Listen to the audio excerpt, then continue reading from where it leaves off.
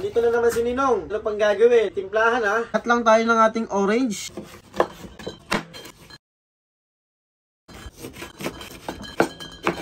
Actually, normal na araw lang ito and nag-iisip pa rin ako hanggang ngayon kung anong bang masarap itimpla, kape ba o alak. Pero dahil maulan, ito na, sign. So kung mapapansin nyo, meron tayo ditong bar gin. Ayan, so ito ulit yung gagamitin kong spirit ngayon. And kung familiar kayo sa gin and tonic, ayan, meron ako ditong tonic water. But this time, hindi lang gin and tonic yung gagawin natin. Actually, gagawa tayo ng gin and tonic, but with a twist. Ninong yan eh. Alright. Ice!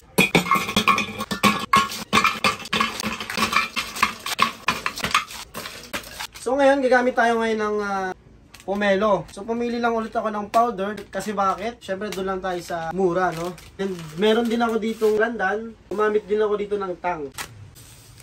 Gagamit tayo dito ng sachet.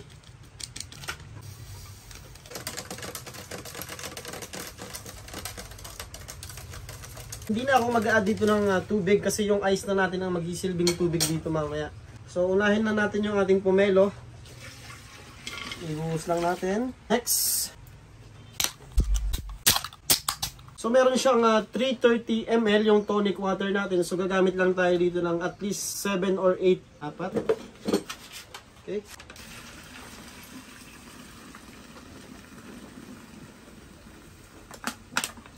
Sa mga hindi nakakaalam mga inaanak, tonic water is lemon soda. Ayan, with the sparkling or with gas.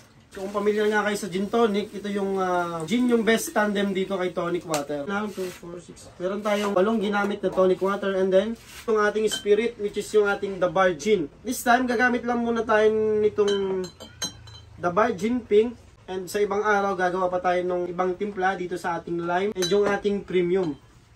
Ayan. So kung mapapansin nyo, meron akong latest upload flavors pero iba yung mixer na ginamit ko. Mga inaanak, napapansin nyo rin, meron tayong The Bar Gin Cute Size. Bakit? Kasi ito na po yung natatandaan nyo, yung The Bar Gin lapad natin, meron tayo dati noon. Ngayon, nirebattle na po. So, din pa rin naman siya, 330 ml. Pero, meron tayong ganitong klaseng bote. Ayan. Cute size siya. Mas better dun sa lapad, no? Dalandag.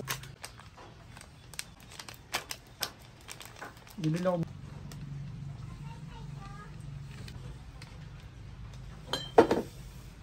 Alright.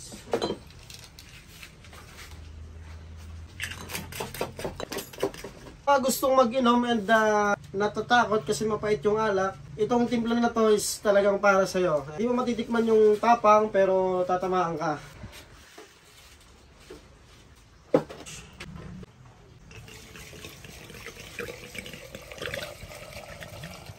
Parang sinukat. And lastly, optional lang naman tong putas. Kung kaya nyong bumili, is bumili kayo. Kung wala naman, is okay lang din naman. Isa lang rin naman ang pupuntahan, is malalasing din naman. So, kaya lang mag-desisyon doon. So, tikiman na. Tingnan natin ang resulta. Lang natin kasi nasa ilalim yung matamis.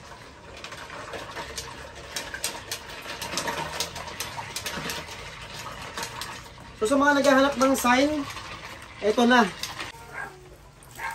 Kung makikita yung mixture pa lang, talagang nakakauhaw na, no?